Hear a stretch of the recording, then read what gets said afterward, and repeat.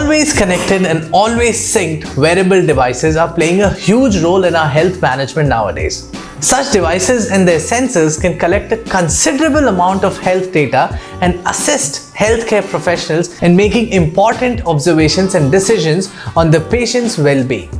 However, connected medical devices can pose some challenges to certain groups such as older chronic care patients, those with low-tech literacy, or people with accessibility limitations. Therefore, certain considerations must be taken into when designing these medical devices.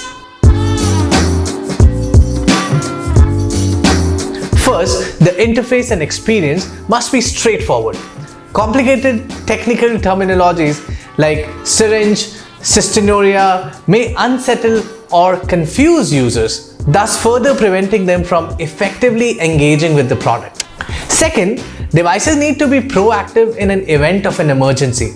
Apple Watch and Philips Lifeline fall detection system sends automatic alerts to carers, family members, and the emergency service all at once. If the responder gets into contact with the patient, emergency service will be dispatched. Third, patient equity must be considered during the distribution of those devices. With millions of patients who lack internet connectivity at home, smart medical device providers should consider the use of a cellular network as a backup.